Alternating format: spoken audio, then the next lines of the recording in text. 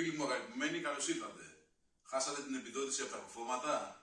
Είστε στεναχωρημένοι, Εγώ θα σας τα κάνω δώρο. Θέλετε να μάθετε άμεσα πώς γίνονται αυτά? Ακολουθήστε μας. Ξεκινάμε. Και μπαίνω εσωτερικά και παίρνω τις αποστάσεις αυτές εδώ, που είναι στα 4 σαντιμέτρια.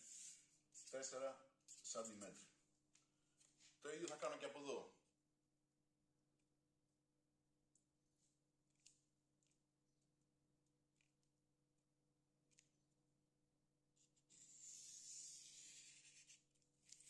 Τέσσερα σαντιμέτρια.